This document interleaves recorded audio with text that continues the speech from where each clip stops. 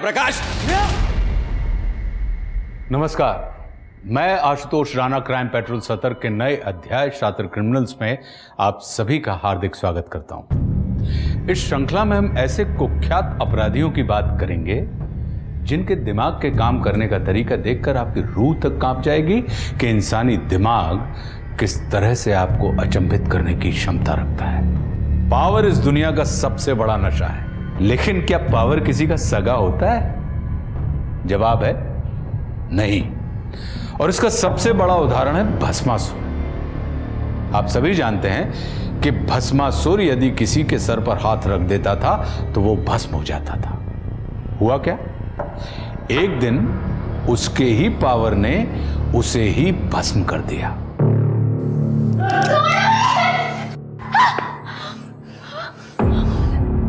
क्यों लेके आया मेरे को यहाँ पे? क्या किया मैंने?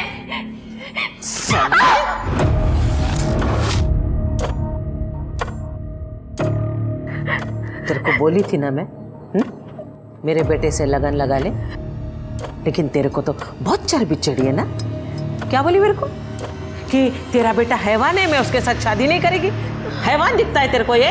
हाँ, सुन, इसको अंदर ले जा, ऐसे मजे करना इसके साथ, उसके बाद मैं काम पे रख लेगी इसको झाड़ू पोछे के लिए।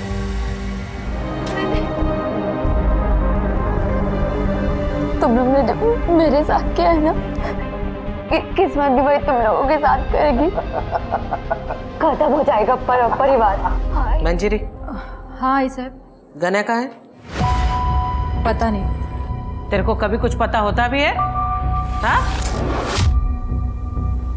बबन, पता कर गने का है, वरना सुबह शहर मेरे को उसके बिना ही जाना पड़ेगा। जी आई सर। चल बाहर निकल, चल।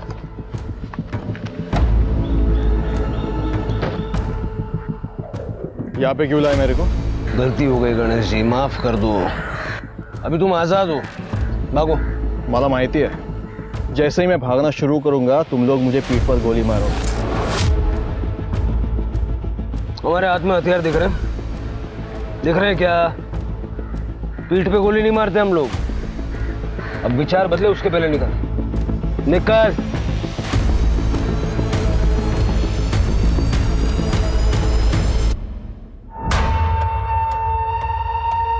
गने फोन का उचलत नहीं है, लगता है इसके बिना ही नासिक जाना पड़ेगा। बबन चल।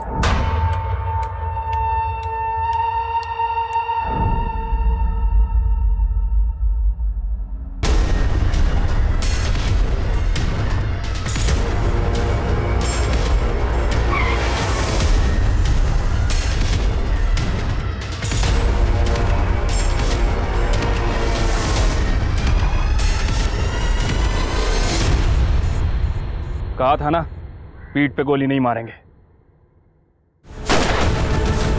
लोकल पुलिस को बता दो कि एनकाउंटर हो गया। सर। चल चल चल, अंगूठा लगा।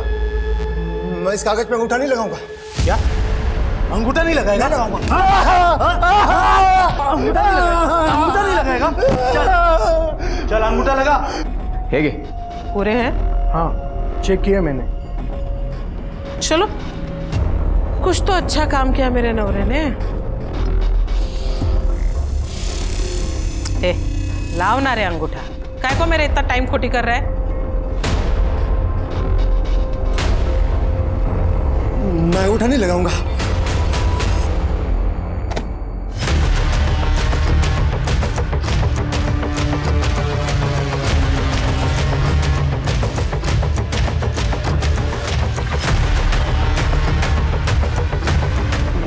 ऐसे तो इंस्पेक्टर देशमुख आला।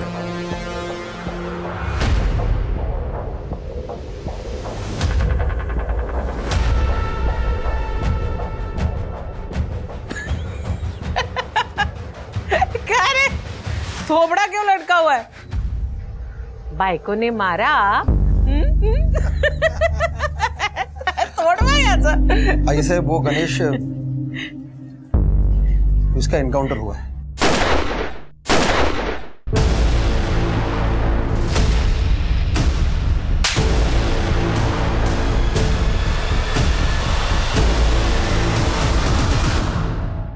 मुंबई से कोई टीम आई है क्यों? बैंक रॉबरी इन्वेस्टिगेशन के लिए। उसका इस केस से क्या लेना देना? वो लोग बस कोई ना कोई बहाना लेके आते हैं ताकि सब कुछ लीगल लगे, और हेडक्वार्टर ने भी उन्हें अचानक भेजा तो मैं भी कुछ कर नहीं पाया। और आज सुबह हमें पता चला कि जंगल के पास गणेश की लाश पड़ी है। गणेश! आई सर, मुझे माफ कर दीजिए।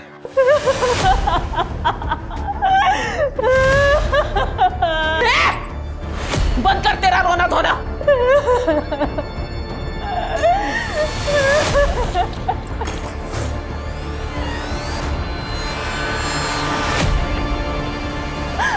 आई, गणे गया तो क्या हुआ? मैं हूं ना, मैं उसकी जगह संभालूंगा।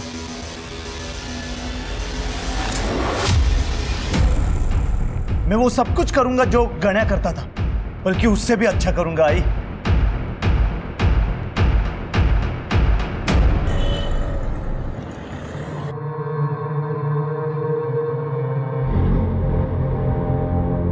मेरा गण्या चला गया। पक्का पक्का किसी ने उसकी पुलिस को चुगली की है। ए, इकड़े। मैंने तेरे को पूछा था ना कल, गण्या किधर है? हाय साहब, आपको पता है ना, वो मुझे कभी बता के नहीं जाता था। बाइक को है ना त्याची तो? तेरा पति किधर जाता है, क्या करता है, ये सब पता लगाना तेरी जिम्मेदारी थी ना? हाँ बाबान, पता लगा उस गद्दार का।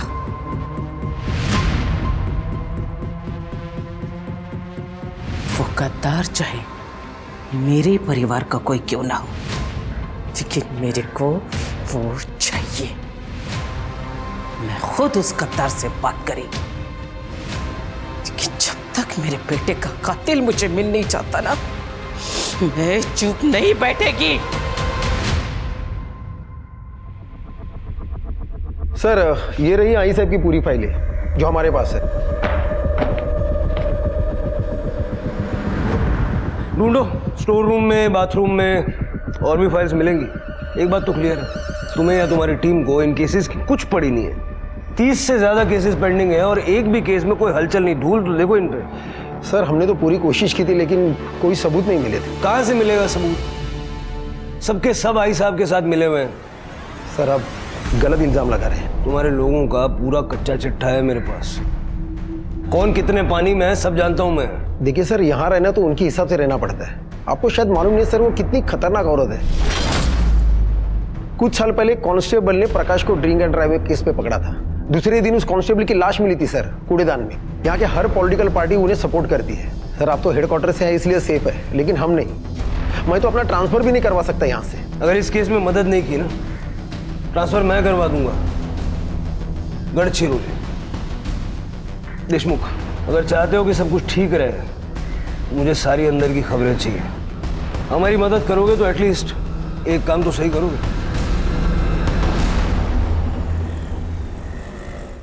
अरे ये देखो, आई साहब की इनलीगल धंधों की लिस्ट है। देखो, मेरे साथ तो साक्षात हुआ था।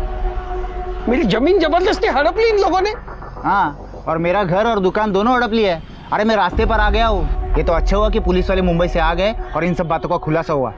अब ऐसा लगता है कि इस औरत के जुर्म से हमें मुक्ति मिलेगी। लेकिन जिसने भी ये आर्टिकल लिखा है वो साहसी रिपोर्टर है कौन?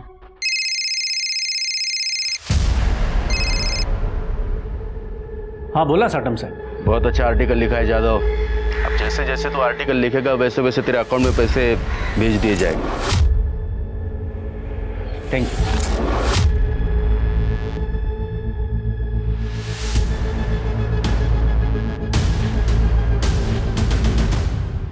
अरुण, अरुण, ये सब क्या है?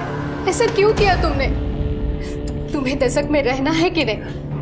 मीना तुम टेंशन मत लो। हाँ, रिलैक्स, बैठो। देखो मीना, ज्यादा टेंशन तुम्हारी सेहत के लिए, हमारे बच्चे के लिए अच्छा नहीं है। मुंबई से जो टीम आई है ना, वो आई साहब को सबक सिखाने के लिए आई है। गणेश का काम तो हो गया, बाकी लोगों की बारी है, इसीलिए तो मैंने आर्टिकल लिखा है। तुम्हें क्या लगता है आई साहब ये सब सुन के लेगी? हाँ, और फिर भी तुमने साटम से भी डील कर ली। नीना, मुझे पता है बहुत जल्द हमारा बच्चा इस दुनिया में आने वाला है। उसका खाना, दवाइयाँ, मेडिकल, स्कूल, सबका खर्चा होने वाला है। ये सब मैं उसी के लिए कर रहा हूँ। सब कुछ ठीक होगा। भगवान करे ऐसा ही हो।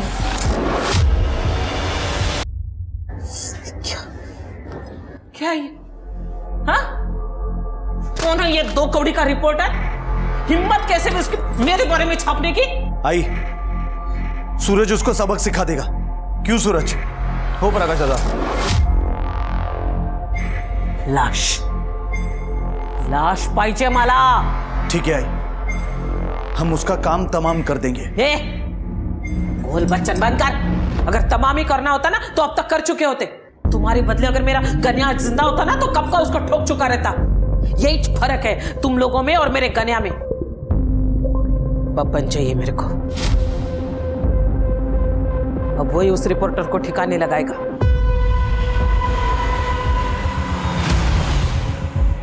चल बारा,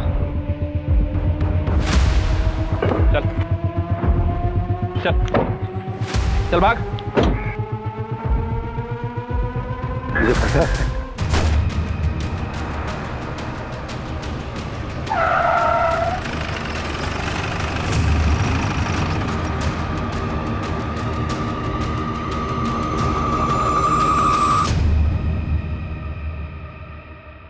देशमुख, कहाँ है वो तेरे मुंबई के हीरो लोग? हाँ, कहाँ है? ए हीरो, फाइल में क्या ढूंढ रहा है रे? ये देख, इधर खड़ी है मैं तेरे सामने। सबकी आई साहब इधर खड़ी है। हिम्मत है ना तो ठोक, अब भी ठोक। और ये देख, पूरा परिवार लेकर आई मैं। ये प्रकाश, सूरज, मेरा पति, उसका भाई विट्ठल, पूरे परिवार को लेकर आई। सबके तू छुप छुप कर किसी को मार ना सके। साले नामर्द, हिम्मत है ना तो अब भी इसी वक्त ठोक मेरे को। सबके सामने ठोक के दिखा। अच्छा परब, ये गोलियां जो हमें मिलती है ना, ये सरकारी होती हैं। हिसाब देना पड़ता है, वेस्ट करने के लिए नहीं होती। मरना है तो कोई और तरीका ढूंढ लो। और वैसे भी सारा शहर जानता है कि तुम एक अपराधी हो। अगर मैं अपराधी है तो मारना मेरे को। अबे काय को कायर बन रहा है तू? एक बात याद रख, अगर मेरे घर के किसी भी सदस्य को तूने हाथ भी लगाए ना तो ये साला सारा दशक जल उठेगा और हर एक की मौत का जिम्मेदार तू खुद होगा। अगर तू चाहता है ना कि ये सब ना हो तो अपना बोरा बिस्तर बांध और निकल मुंबई। और हाँ, रास्ते में अगर तेरे को कुछ दारू, मटन, चखना कुछ भी चाहिए होगा ना तो मेरे घर से उठा लेना। मैं शराब नहीं पीता और शुद्ध शाकाहारी।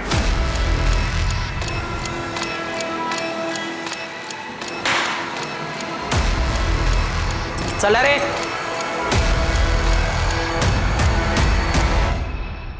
एनकाउंटर स्पेशलिस्ट अपमान के बाद चुप नहीं बैठने वाले थे और नतीजा यह हुआ कि आई साहब के 2 और वफादारों की बलि चढ़ गई। जहां आई साहब इस बात से आग बबूला थी, वहीं उसके हाथ भी बंधे हुए थे। वो बहुत अच्छे से जानती थी कि मुंबई से आए हुए ऑफिसर्स को अगर कुछ भी हुआ तो इसका अंजाम बहुत बुरा होगा।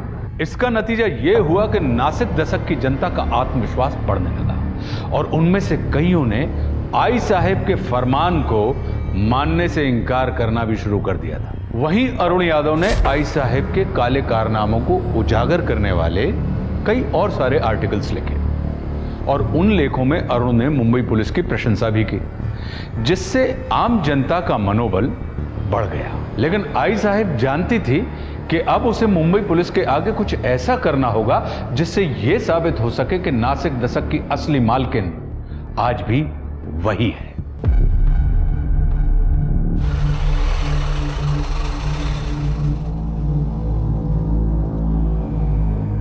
तुम चेकअप करके सीधा घर चली जाना, मैं आते हुए सब्जी लेकर आऊंगा। आते वक्त आम का अचार भी लाना, खाने का बड़ा मन कर रहा है। सगळं काही आणतो बायको।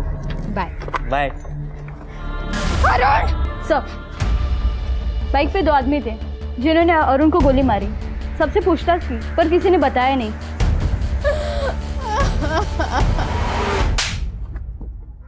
ये काम ढंग से नहीं होता तुम लोगों से। आई साहब, मेरी गन नहीं अटकती ना तो मैं माँ कसम उसको भी ठोक देता। अब पूछो प्रकाश बाबू से। प्रकाश बाबू बोला ना वो। ये देख रहा है, अगर तो मेरा भतीजा नहीं होता ना तो अब तक तेरी उंगलियां उड़ चुकी होती। देशमुख, अब एक और गलती नहीं, एक कहीं वाईट बातमी मला ऐकायला नाही आली पाहिजे। ये अच्छी बातमी हो सकती है आई साहब। मीना ने किसी का नाम लेने से इनकार कर दिया, लेकिन उसने कहा है कि मेरे बच्चे को इस दुनिया में आने का मौका दीजिए प्लीज। फिर आप जो कहेंगे वो मैं करूंगी। हो प्रकाश, अगर इस वक्त खन्या होता तो वो क्या करता है ऐसे में?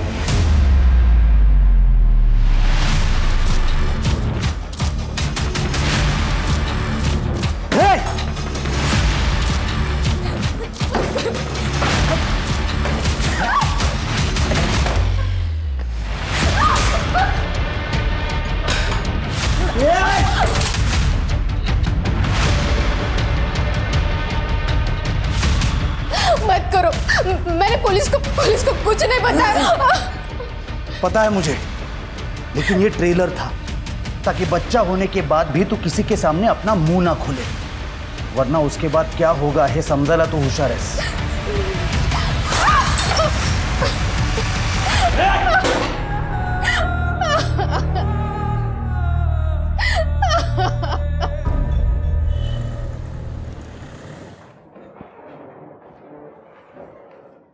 सर आपने बुलाया था? हाँ देशमुख साहब, इसमें लिखा है कि आशा परब के 3 बेटे हैं, गणेश, प्रकाश और अतुल। लेकिन अतुल का नाम कहीं मेंशन नहीं है। सर ये अतुल थोड़ा अलग दिमाग का आदमी है और वो रहता भी अलग से।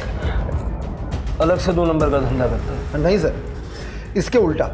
अतुल दरअसल एक आदर्शवादी, नेक और अच्छा इंसान है और यही उसकी प्रॉब्लम है।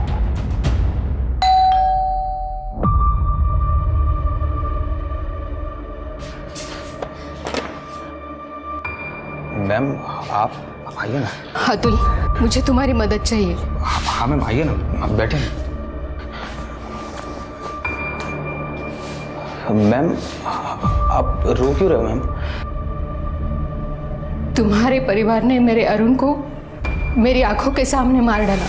किस्मत से मैं बच गई। शायद भगवान चाहते थे कि मैं मेरे बच्चे को जन्म दे सकूं, पर तुम्हारे भाई ने मुझे और मेरे बच्चे को मारने की धमकी दी है।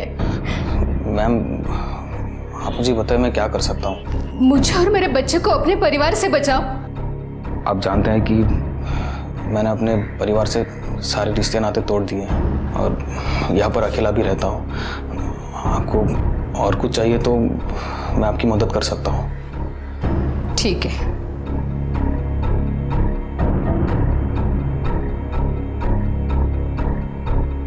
याद है तुम्हें अतुल, जब तुम 12th क्लास में थे और पूरे डिस्ट्रिक्ट में फर्स्ट आए थे, तुम्हें गोल्ड मेडल मिला था जिसे तुम मुझे डेडिकेट करना चाहते थे। तुम मुझे गुरु दक्षिणा भी देना चाहते थे, लेकिन मैंने कहा कि मैं समय आने पर तुमसे मांग लूंगी। हाँ मुझे याद है। अब वो समय आ गया है अतुल। मुझे और मेरे बच्चे को अपने परिवार से बचा लो अतुल। यही मेरी गुरु दक्षिणा है।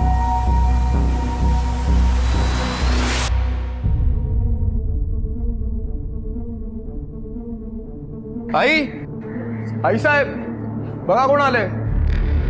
आई साहेब। अतुल तू? मुझे यहाँ देख के ज़्यादा सोचने की ज़रूरत नहीं है, मुझे मजबूरी में आना पड़ा मीना मैम के लिए। अच्छा बस इतना ही बोलने आया था? 20 साल रहा तू हमारे साथ, लेकिन बात किसके लिए करने आया? उस औरत के लिए जिसके पति की वजह से ये तेरे भाई को, मेरे गन्या को पुलिस ने ठोका। क्योंकि आप लोगों के कर्म ही ऐसे हैं। देखिए, मुझे है ना आप लोगों की बातों में पड़ना नहीं है और उनसे मेहरबानी करके दूर रहिए, वरना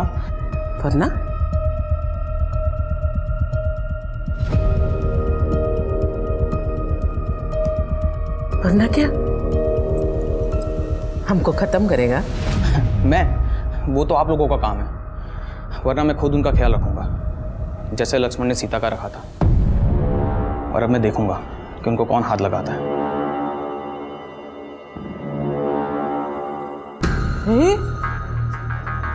हा कसा माझ्या पोटी जन्माला आला? इसमें तो मेरा एक खून का कतरा भी नहीं है रे। तुम चार गेलाय तो इसीलिए ना वो तुम्हारी तरह नपुंसक निकला।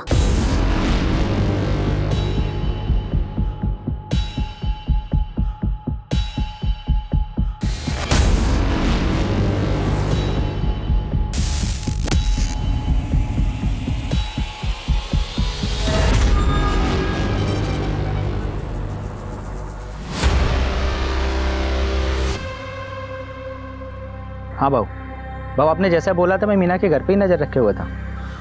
एक मुंबई का हीरो आया था बाबू, उसने मीना से बात किया, कुछ तो लिखा और फिर चला गया। हाँ बाबू, उसने किसी को कॉल भी किया था। मतलब उसने नाम दे दिया?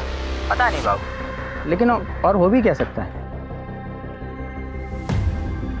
बहुत पढ़ा लिया टीचर, अब तेरी छुट्टी का समय आ गया है। मैम ये लीजिए। मैं अरे देखती हूँ। मैम आप आराम कीजिए, मैं देखता हूँ। अगर कोई मारने भी आएगा तो मुझे नहीं मारेगा। आप बैठिए।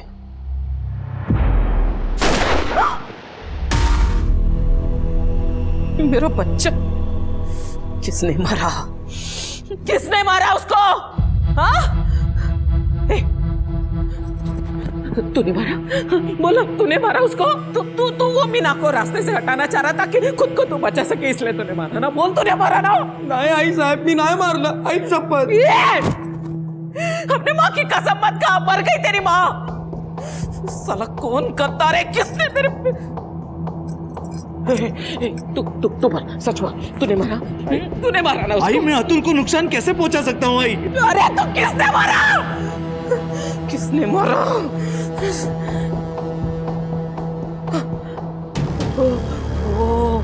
वो ऑफिसर है ना, पक्का उसी ने मारा मेरे बेटे को।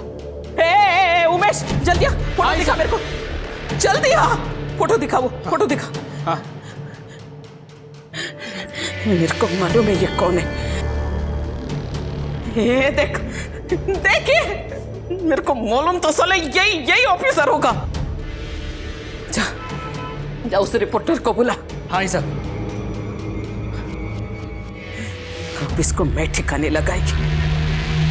मीना के घर के बाहर सब इंस्पेक्टर शिर्के की मौजूदगी की खबरें दूसरे अखबारों की सुर्खियां बन रही थी। उनके पीछे रखी हुई गन की फोटो को हाईलाइट करके सभी जगह दिखाया जा रहा था, जिससे हंगामा खड़ा हो गया। इसका नतीजा यह हुआ कि मुंबई से आए हुए ऑफिसर्स की टीम को डिपार्टमेंट से कॉल आया। किस्मत से सब इंस्पेक्टर शिर्के के पास प्रूफ मौजूद थे कि वो अतुल की मौत के समय लोकल पुलिस स्टेशन में था। मुंबई से आए हुए ऑफिसर्स ने तुरंत इस केस को लोकल पुलिस से अपने हाथ में ले लिया और जांच शुरू कर दी। उन्होंने सीसीटीवी फुटेज चेक की, साथ में पूरे परिवार के मोबाइल डाटा और लोकेशन डिटेल्स को भी खंगाल डाला। मीना ने पुलिस को सपोर्ट करने से मना कर दिया था, क्योंकि वो अतुल की मौत का जिम्मेदार अपने आप को मान रही थी। और जब सबको ऐसा लगने लगा कि अब पुलिस के हाथ में कुछ भी नहीं बचा है, तभी पुलिस को एक लीड मिली। सर, अतुल के मर्डर के 15 मिनट पहले सूरज के फोन की लोकेशन और 10 मिनट पहले प्रकाश के फोन की लोकेशन मीरा के घर की थी। उसके बाद ये दोनों अपने घर आ गए थे। फोन रिकॉर्ड से पता चला सर। देशमुख को बुलो। ठीक है सर। मुझे प्रकाश और सूरज की पूरी कुंडली चाहिए। सर, मैंने आपको पहले ही बोला था कि ये प्रकाश गुस्सेल दिमाग का आदमी है, हर वक्त गुस्से में रहता है, छोटी छोटी बात के लिए किसी का भी मर्डर कर सकता है। सर, ये प्रकाश गणेश को पसंद नहीं करता था, क्योंकि ये गणेश आई साहब का फेवरेट था, और ये भी पता चला है कि आई साहब के बाद वही गद्दी चलाएगा। लेकिन प्रकाश गणेश के अंडर काम करना नहीं चाहता था। सर रही बात अतुल की, तो किसी की गिनती में भी नहीं आता था। हाँ, लेकिन सूरज वो जल्द से जल्द गद्दी पाना चाहता था। बाकी सबको पता है कि वो एक नंबर का आय्याशी और लड़कीबाज आदमी है। तो प्रकाश ने अतुल को नहीं मारा? इससे क्या होगा उससे? इससे अच्छा वो आई साहब को मारता। और सूरज? सर सूरज आई साहब के भाई का बेटा है। भाई की मौत के बाद सूरज को आई साहब ने छत्र छाया में लिया था। इस सूरज के भी सपने बहुत बड़े हैं, लेकिन सर ये सूरज आई साहब और प्रकाश से बहुत डरता है। प्रकाश और सूरज दोनों ही मीना के घर के आसपास थे, लेकिन मर्डर के टाइम नहीं। परिवार का कुछ ना कुछ कनेक्शन तो है। ये जो आदमी है ये परब परिवार का राइवल पांडुरंग साटम सर। एक जमाने में दोनों टक्कर के थे, लेकिन आई साहब 2 कदम आगे। आई साहब ने लोगों को इस साटम से बचाना शुरू कर दिया और 2 साल पहले उस साटम को आई साहब ने तड़ीपार करवा दिया। मुझे साटम चाहिए, चाहे जहां भी हो, और कत्ल वाले दिन के उसके बैराबॉट्स निकालो सब। सर मैं रमेश पावड़े, नेहा का चाचा। सर ये लोकल मैटर है, इसे मुझे हैंडल करने दें। परब परिवार से जुड़ा हुआ कोई भी मामला लोकल नहीं है। हाँ, तो आप क्या कह रहे थे? प्रकाश परब ने नेहा को किडनैप किया, लेकिन वो ऐसा क्यों करेगा? सर ऐसा है कि मेरे भाई और मेरे भाभी की 10 एकड़ जमीन थी हाईवे के पास, और जैसे ही डेवलपमेंट की अनाउंसमेंट हुई तो आई साहब वो जमीन 1 लाख रुपए को खरीद करना चाहती थी, तो भाई ने ना कर दिया। तो आई साहब हमें बार बार धमकाने लगी। सर हम यहाँ कंप्लेंट लिखवाने भी आए थे देशमुख साहब के पास। आई साहब ने हमारे भाई और भाभी को मार डाला। प्रकाश ने जब से उसे देखा था ना, उससे वो शादी करना चाहता था। सर आप ही बताइए, जिस लड़की के माँ बाप को जिसने मारा है उससे वो शादी कैसी करेगी? इसलिए प्रकाश ने नेहा को किडनैप कर लिया। साहब 1 महीना पहले घर में जबरदस्ती घुसकर नेहा को उठा के ले गए। आप अब आ रहे हैं 1 महीने बाद? सर पहले हम लोग बहुत डरते थे, लेकिन जब से आपने आई साहब के लोग और आई साहब के गुंडों को मारा है ना, तब से हमारी हिम्मत बढ़ गई। अब तो आप ही प्रकाश को मारकर नेहा को वापस ला सकते हैं। सुपारी के लेस नजर आ रहे हैं हम। ये पुलिस स्टेशन में आप लोग सुपारी देने के लिए आए हैं? नहीं सर, माफ कर दो सर। साहब अगर कोई नेहा को बचा सकता है तो आप ही हैं। तृप्ति, इनकी सारी डिटेल्स ले लो। Yes sir. नेहा पावड़े, सोचने दो मेरे को। नेहा पावड़े नहीं, मैं ऐसा कोई नाम भी नहीं सुना मैंने, और मेरे घर में होने का तो सवाल ही नहीं उठता। तरस आता है मुझे ऐसी लड़कियों पे। नेहा के चाचा ने FIR किया, आपके घर की तलाशी लेनी होगी। पूरा घर चेक करो अच्छे से। एक मिनट, वारंट है? नहीं ना? क्या है ना इंस्पेक्टर साहब, थोड़ा बहुत कानून मैं भी जानती हूँ। माइती ठेवा भी लगते हो, और अच्छा नहीं लगे ना मेरे पंटर लोग जो है ना मुंबई की हीरो को ऐसे कॉलर से पकड़ के ऐसे फेंक देंगे तो बेइज्जती होगी तुम लोगों की। अच्छा तो नहीं लगे।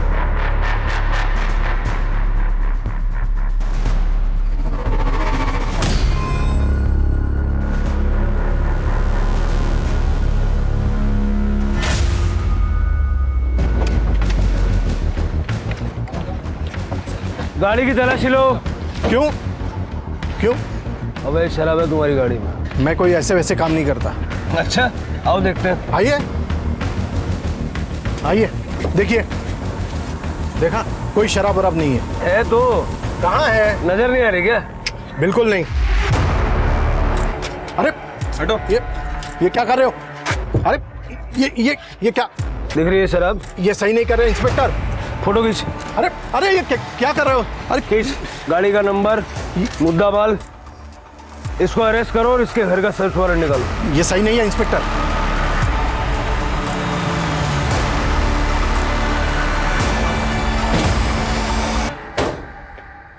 एक बार आई ने मुंह काला किया ना, फिर भी तेरा पेट नहीं भरा।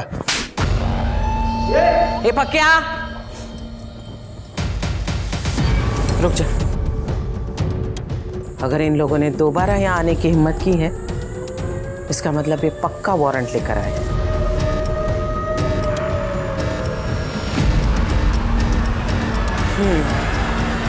ठीक है, आप लोग घर की तलाशी ले सकते हैं। एक मिनट। तलाशी के पहले मैं आप लोगों को किसी से मिलाना चाहती हूँ। सुन भाई, बेटा बाहर ये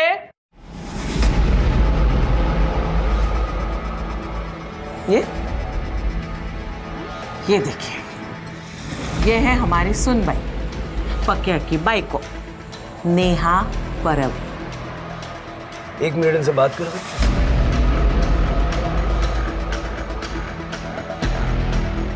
क्या नाटक है ना? सब कोई नाटक नहीं है। प्रकाश मेरा पति है। देखो नेहा, तुम्हारे चाचा चाची ने कंप्लेंट फाइल की है। इन लोगों से डरने की जरूरत नहीं। साहब, मैं नहीं जानती कि चाचा जी ने आपसे क्या कहा, क्यों कहा। मैं बस ये जानती हूँ कि मैं अपनी मर्जी से प्रकाश से लगन की।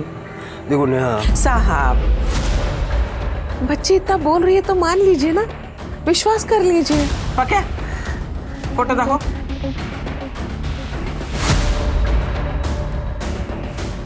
बघा, लग्नाचा फोटो। मुझे ये फोटोज चाहिए।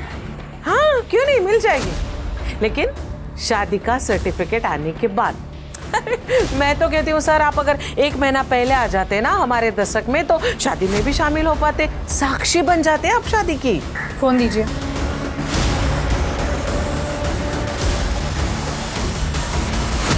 सर, फोटोज मिल गई है। धन्यवाद। झालं समाधान? सुन बाई, चला चल। पावड़े दंपति को ढूंढो। अगर नेहा का ये हाल है तो हो सकता है कि प्रकाश या आई साहब ने उनको किडनैप किया। Yes sir. मुझे ये नहीं समझ आ रहा है कि नेहा ने ऐसा क्यों कहा कि वो अपनी मर्जी से शादी करके वहां रहती है। और उस फोटो वाले पंडित को भी ढूंढो।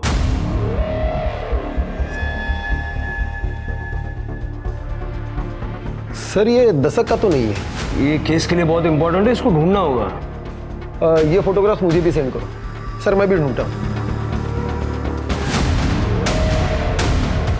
सर, परब परिवार के फोन लोकेशंस चेक करने के दौरान एक इम्पॉर्टेंट इन्फॉर्मेशन हाथ लगी है। गणेश के एनकाउंटर वाले दिन सूरज उसके साथ था, लेकिन उसके बाद वो गायब हो गया। Hello hello. हाँ,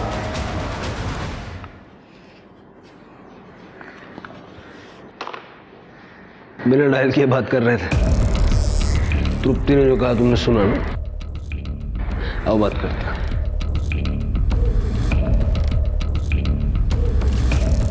अंदर जो कुछ सुना जाके आई साहब को बता दो। अरे सर, मैं कैसे आई साहब को बताऊं? तुम्हें क्या लगता है मुझे नहीं पता कि आई साहब को खबरें तुम पहुंचाते हो? ये बता देना कि गणेश के एनकाउंटर वाले दिन सूरज उसके साथ था। और ये भी बता देना कि अतुल के मर्डर वाले दिन प्रकाश और सूरज दोनों मीना के घर के पास थे। सर इस बात से तो हड़कंप मच जाएगी। गढ़चिरौली जाने से तो अच्छा है ना कि थोड़ा सा हड़कंप मचाए। कत्तार निकला रे तू। आई साहब, इसने किसी को कॉल नहीं किया। कॉल रिकॉर्ड में भी कुछ नहीं मिला। तो फिर मुझे बता, तू वो मीना के घर के बाहर क्या कर रहा था? मैं उसे मारने गया था। मैं आपको बताना चाहता था कि मैं भी बड़ा काम कर सकता हूँ और मैं उसे मोहर भी देता हूँ, लेकिन वहां पे जाके मैंने अतुल बाबू को देखा। भाई शपथ में वहां से निकल गया उसके बाद। आई, ये सच कह रहा है। मैं उस दिन वहां पर गया था ये चेक करने कि इसने अपना काम ठीक से किया है कि नहीं। हाँ सर, इनके लोकेशन रिकॉर्ड से कंफर्म होता है कि ये दोनों सही कह रहे हैं। किसने मारा? किसने मारा मेरे अतुल को?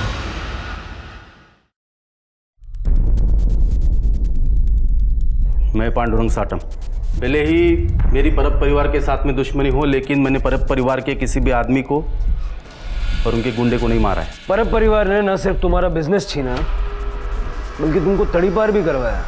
इसीलिए मैं उनका बिजनेस धंधा डुबाना चाहता हूँ। इसीलिए मैंने अरुण जादव को पैसा देकर उनके खिलाफ आर्टिकल लिखवाने को लगवाया और बाद में अरुण को मरवा दिया ताकि आई साहब को फंसा सको। मुझे मरवाना होता तो मैं डायरेक्ट आई साहब को मरवाता था ना। अच्छा था मेरे लिए, उनकी बादशाहत भी खत्म हो जाती और उनका धंधा भी मेरे हाथ में आ जाता। जब तक इन्वेस्टिगेशन खत्म नहीं हो जाती साटम को कस्टडी में रखो। सर अरे मैंने क्या किया साहब? चलो। पण माझं काही सर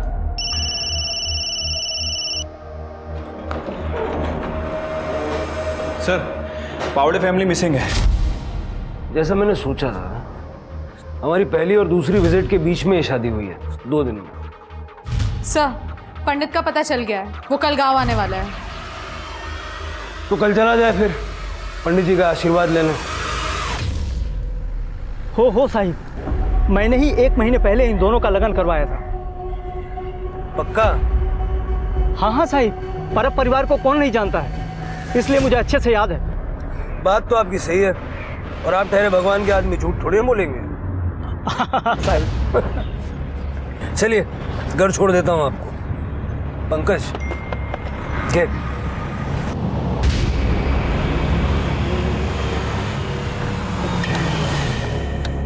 चलो, गाड़ी यहाँ क्यों रुकी साहब? ऐसा है पंडित जी, हम तो आपको यहीं छोड़ेंगे, वो यहाँ से आगे की जो यात्रा है ना, वो आपको अकेले करनी पड़ेगी। अब एक काम कीजिए, आप जाइए।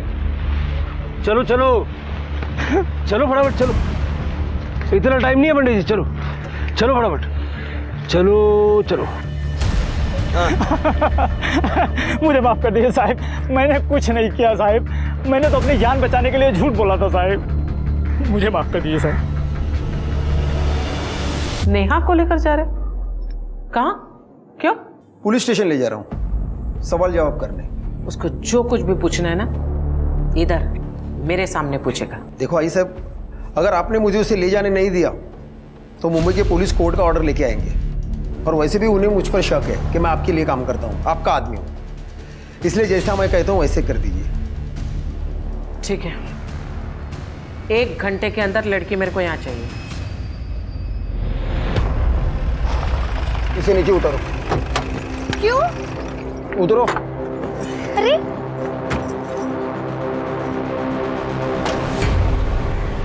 चलो उस गाड़ी में बैठो। लेकिन क्या हुआ है? जैसा कहा जा रहा है वैसा करो तुरंत। चलो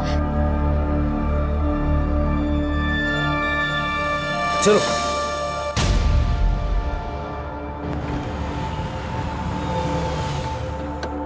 चलो बाहर निकलो। उतरो।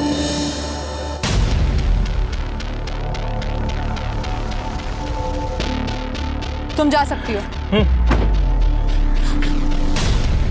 नहीं नहीं, आप लोग मुझे मार दोगे ना? साहब आई एम सॉरी, मुझसे गलती हो गई। वो लोग ने मेरे को मजबूर किया था झूठ बोलने के। हम जानते हैं तुमने कुछ गलत नहीं किया, इसलिए तुम अपने चाचा चाची के पास जाने के लिए आसान।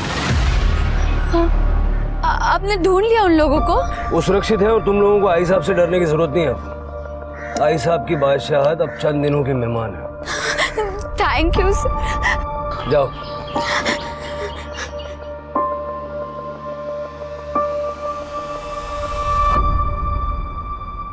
नेहा ने हमें सब कुछ बता दिया, लेकिन हम तुम्हारे मुंह से सुनना चाहते हैं।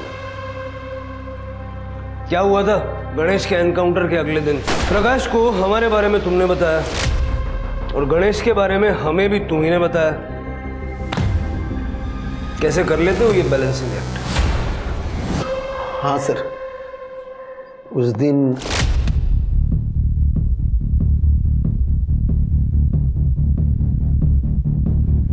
क्या हुआ? अपने भाई गणेश को बोलिए कल सुबह तक घर के बाहर ना निकले, उसका एनकाउंटर तय हुआ है। मुंबई से एक टीम आई हुई है। और फिर भी गणेश हमें मिल गया। मतलब प्रकाश ने गणेश को रोका ही नहीं, वो चाहता था कि उसका एनकाउंटर हो जाए। मुझे लगता है अतुल को भी उसी ने मारा है, फिर तो वही बचता ना अकेला, परब खानदान का वारिस। सर वो मुझे कुछ पता नहीं, लेकिन अतुल के मौत के कुछ दिन पहले प्रकाश ने मुझे आई साहब को एक मैसेज देने के लिए बोला था। सुन, तू आई को बोल कि तूने अतुल को एनकाउंटर के बारे में बोला था, लेकिन उसने गणिया को बताया नहीं। आई साहब आप विश्वास रखिए, मी खरा बोलतोय। उस दिन मैंने अतुल को मैसेज दिया था कि गणेश को घर से बाहर निकलने को ना कहे, लेकिन ये समझ में नहीं आया कि अतुल ने गणेश को बताया क्यों नहीं। मैं खुद जाता था मैसेज देने, लेकिन वो मुंबई से टीम आई थी इसलिए मैं जा नहीं पाया। तो अतुल ने गणेश को बताया क्यों नहीं? हरामखोर, साला गद्दार। आई साहब ने अतुल को मारा? मालूम नहीं सर, लेकिन उस दिन मैंने उनकी आंखों में खून देखा था।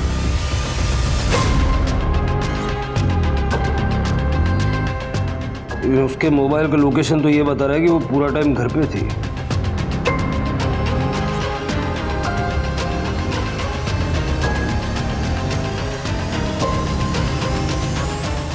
यहाँ मैं अतुल के कातिल को ढूंढने की पूरी कोशिश कर रही हूँ, आप मुझे पे इल्जाम लगा रहे। हमने विठल से पूछताछ की लॉकअप में। अतुल के कत्ल के समय मीना के घर में वो था। पहले हमें लगा कि उसने ही अतुल को मारा है, लेकिन बाद में उसने हमें बताया कि उस वक्त आप भी वहां मौजूद थी।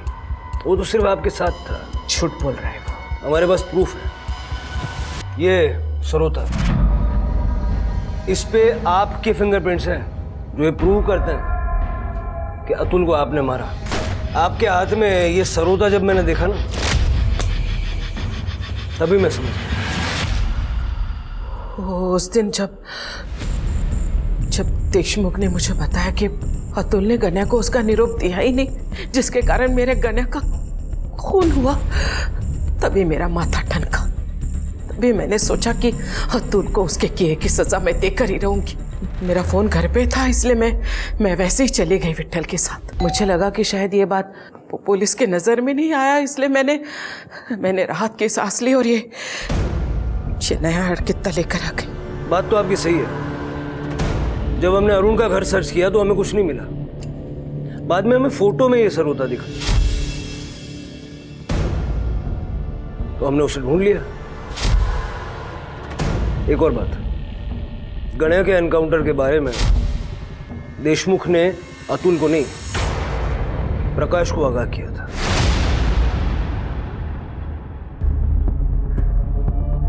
क्या? कहाँ है प्रकाश? मुझे पता है वो प्रकाश कहाँ है। मेरे बेटे को मार डाला उसने, मेरे बेगुनाह अतुल को मार डाला। किए की सजा तो हर किसी को मिलेगी। चलिए लेके जाओ इसको साहब, लेके जाओ इसको बाहर मत निकलने देना। फांसी दो इसको, फांसी।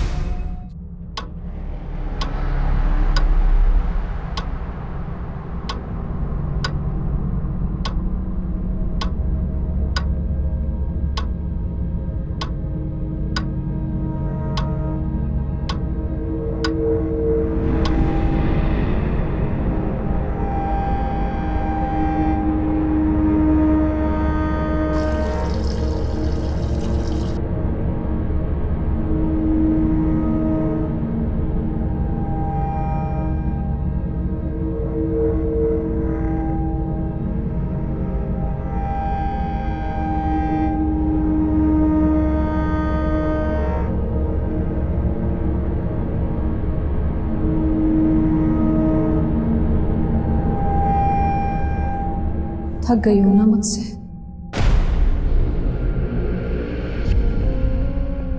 मैं भी थक गई हूँ खुद से। अब जीना नहीं चाहती मैं। मार दो मुझे। मेरी जिंदगी किसी काम की नहीं है रोजी। प्लीज मुझे इस नरक से मुक्ति दे दो।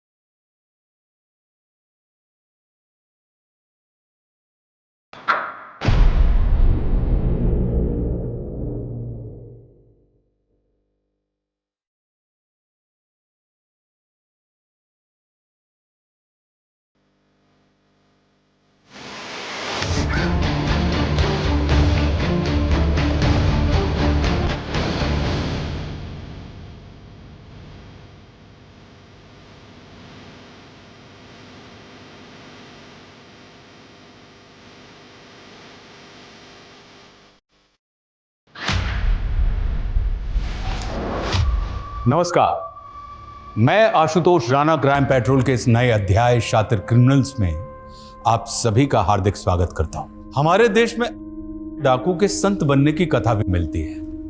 वहीं दूसरी तरफ हमारे यहां ऐसे लोग भी हैं जिन्हें कभी लोग अपना रोल मॉडल मानते थे, लेकिन कालांतर में वे कई घिनौने अपराधों में लिप्त हो गए। यह श्रृंखला एक आम इंसान के अंदर पनपते देव और दानव के द्वंद्व की एक मिसाल है। ऐसे द्वंद्व प्रत्येक मनुष्य के भीतर हमेशा चलते रहते हैं, लेकिन ऐसा क्या होता है जो इंसानियत गर्त में और हैवानियत ऊंचाई पर पहुंच जाती है?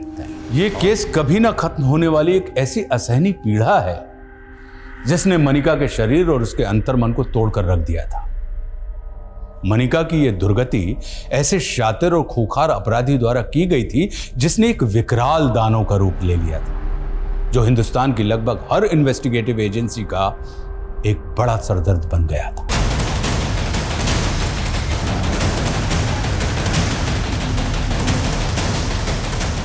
देखिए बम टाइमर पे 20 मिनट का वक्त नहीं है। अगर धमाका हुआ तो बहुत तबाही होगी, सो प्लीज हरी अप।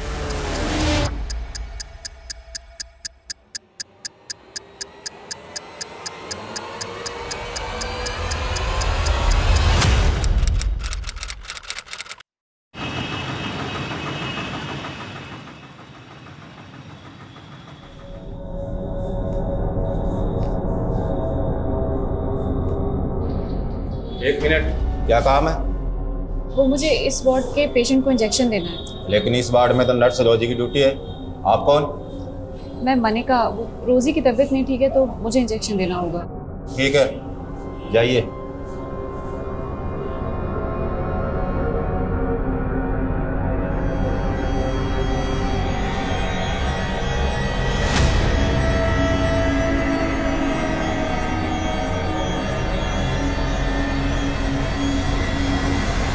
रोजी, तुम होती कौन डिसाइड करने वाली?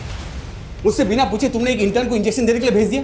हाँ सर, मैं क्रिमिनल से बहुत डर गई थी सर। तो इंटर्न के इंजेक्शन देने से क्रिमिनल मर गया तो पुलिस को क्या जवाब देंगे हम? वो पहली वाली डर गई मेरे ऊपर से।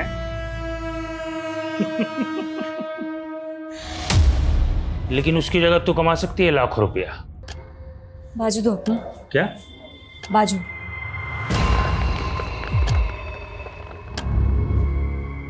सिर्फ एक कॉल करना है और मेरा मैसेज पास करना है।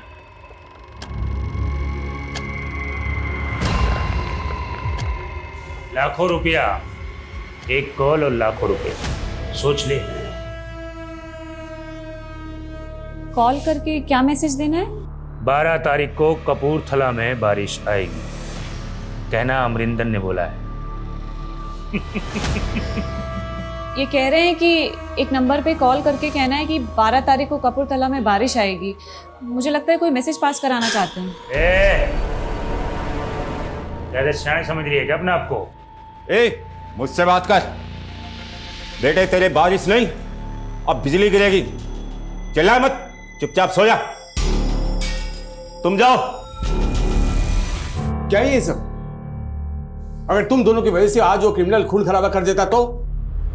सॉरी सर, लेकिन उसने कोई खून खराबा नहीं किया, बल्कि पुलिस को उसके मंसूबों का पता लगा है सर। अच्छा, इसके लिए तुम्हें मेडल मिलना चाहिए, वो भी देख नहीं दो। पहला मेडल उस क्रिमिनल के मंसूबे नाकामयाब करने का, अब दूसरा मेडल पहली बार इंजेक्शन देने के लिए, राइट? नो सर, ये मैंने पहली बार इंजेक्शन नहीं दिया है। मैं इससे पहले 15 बार दे चुकी हूँ सर। क्या 15 इंजेक्शन तुमने दिए? जी। लेकिन तुमने कहा था कि ये तुम्हारी पहली जॉब है, राइट?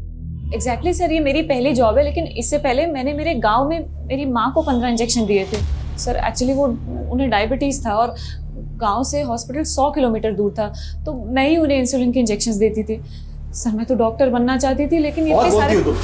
अगर डॉक्टर नहीं बन पाई तो पुलिस इन्फॉर्मर बन जाए, लेकिन अगर नर्स की जॉब करनी है तो मेरे इंस्ट्रक्शन फॉलो करने पड़ेंगे। Now please leave.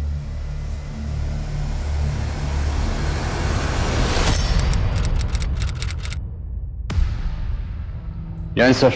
Come in, Adil. Have a seat. Thank you sir. Last week में हुई एक मुठभेड़ में एक कट्टरवादी मारा गया था और उसके पास पड़ोसी मुल्क के 7 लोगों के पासपोर्ट मिले। उनमें से एक पासपोर्ट पे जुल्फिकार आलम का नाम था, लेकिन उस पर फोटो ये है। तुम्हें याद है स्पेशल सेल में प्रमोशन से पहले तुम्हारा आमना सामना इस क्रिमिनल से हुआ था। ऑफ कोर्स सर, ये गुलशन खन्ना है। यही चौंकाने वाली बात है कि ये गुलशन खन्ना बॉर्डर पार करके जुल्फिकार कैसे बन गया। बस सर, इसे 10 साल की सजा हुई थी। आई नो, इसे अभी भी जेल में होना चाहिए था, लेकिन जेल में बहुत बड़ा गुफअप हुआ है। इत्तेफाक से उस जेल में गुलशन खन्ना नाम के 2 कैदी थे। इस गुलशन खन्ना को 10 साल की सजा हुई थी और दूसरे गुलशन खन्ना को 8 साल की। तो मतलब गुलशन खन्ना को जमानत मिली, लेकिन उस जमानत पर वो गुलशन खन्ना बाहर नहीं गया, जेल से बाहर गया ये वाला गुलशन खन्ना। राइट। हमें इस गुलशन खन्ना उर्फ जुल्फिकार को ढूंढना होगा। मगर सर, अगर ये इस वक्त भी पड़ोसी मुल्क में हुआ तो? नहीं, इंटेलिजेंस का मानना है कि वो पड़ोसी मुल्क में ट्रेनिंग के लिए गया जरूर था, लेकिन अब शायद वो इंडिया में वापस अपने साथियों के साथ कुछ तो खतरनाक करने वाला है, जिसका कि सस्पेंस अभी तक बरकरार है।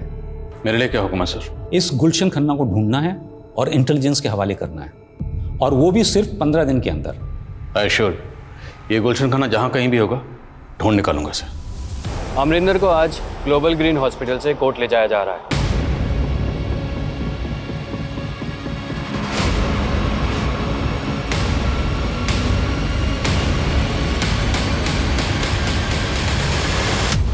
और ये आफत यहाँ से गई। मणिका, तुम मेरे कैबिन में आओ। तुम्हें लग रहा होगा कि मैं बहुत रूड हूं, हाँ? But I really appreciate you. तुम अपना काम बहुत ही मन लगा के कर रही हो। Thank you sir. Just call मी सचिन। अच्छा सुनो, मैं सोच रहा था कि कल से मैं नाइट आवर्स में रहने वाला हूँ। मैं चाहता हूँ कि तुम अपना शिफ्ट टाइम चेंज कर लो। I want you to assist me. No if and but. Doctor बनना चाहती हो तुम? I want to see your dedication. I can recommend you if I see some spark in you. Right? You can go. Okay sir. और वो कुछ recommend नहीं करने वाला तुझे, वो सिर्फ तुझ पे ट्राई मार रहा है। मतलब? अरे इतना भी नहीं समझती क्या? अरे he is trying to flirt with you. उस रोमियो से ना बच के रहना, समझी? चल।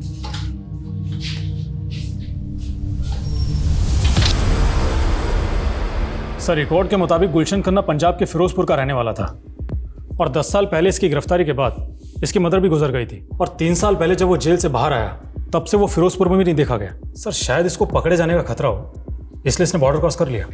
लेकिन एक छोटा सा क्रिमिनल बॉर्डर पार करने में कामयाब कैसे हुआ और कट्टरवादी बन गया? हो सकता है ये बाकी के भी गुलशन की तरह क्रिमिनल्स हों और कट्टरवादी बन गए। सर, क्रिमिनल डाटाबेस से इन सबके फोटो टैली करवाता हूँ। पर अहम सवाल ये है कि गुलशन खन्ना इतनी बड़ी जालसाजी करके जेल से फरार होने में कामयाब कैसे हुआ? आखिर जेल में चल क्या रहा था? 1 साल पहले मेरा यहाँ ट्रांसफर हुआ और जब से मैंने ज्वाइन किया यहाँ के रिकॉर्ड सब ऐसे ही थे। तिवारी जी, आपने इस जेल को कब ज्वाइन किया, आपका कब ट्रांसफर हुआ, मैं जानने नहीं आया हूँ। मेरे लिए मुद्दा ये है कि जब जमानत गुलशन खन्ना 2 को मिली तो जेल से बाहर गुलशन 1 कैसे चला गया? अनफॉर्चुनेटली इन दोनों की फोटो इंटरचेंज हो गई, लेकिन मैं इसमें इन्वॉल्व नहीं हूँ। इसकी जांच बैठी है। गुलशन खन्ना 2 अभी जेल में है ना, हमें मिलना उससे। साहब, मुझे नहीं पता था कि मेरी जमानत करवाई गई थी। वो दूसरा गुलशन जरूर कोई 30 मार खा होगा जो इतना बड़ा खेल करके चला गया। साहब, जरा हम भी जाने कितना बड़ा 30 मार खा था, और क्या जानते हैं इसके बारे में? साहब, मैं उसके बारे में कुछ नहीं जानता, यहाँ तक कि मेरी उससे कभी बात भी नहीं हुई।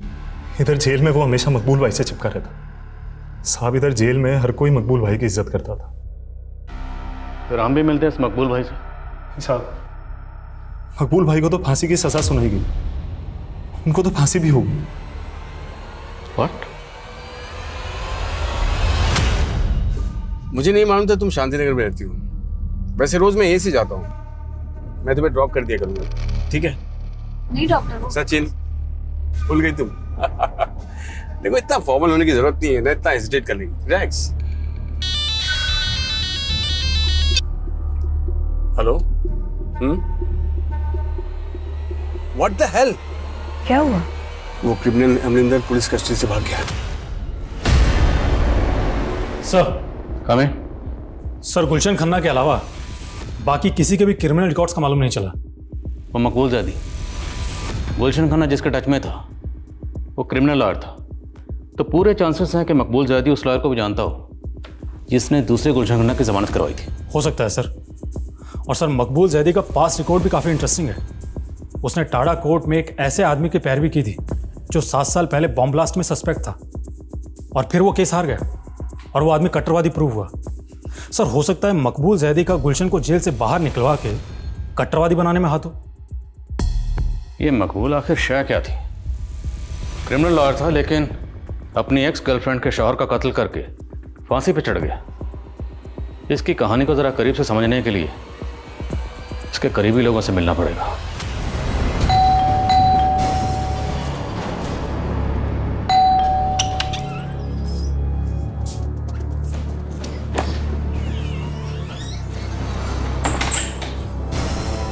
क्या हुआ? इतनी डरी हुई क्यों लग रही है? कुछ नहीं दीदी, वो हॉस्पिटल की नाइट ड्यूटी रहती है ना, तो थोड़ी एंजाइटी हो जाती है। तो जरूरत क्या है नर्स की ड्यूटी करने की?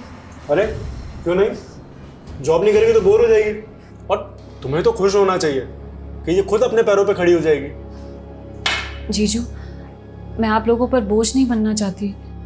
मैं एक घर रेंट पर ही ले कैसी बात कर रही है मनिका? वो तो तुझे बस मोटिवेट करने के लिए कह रहे हैं। हाँ, एक मिनट।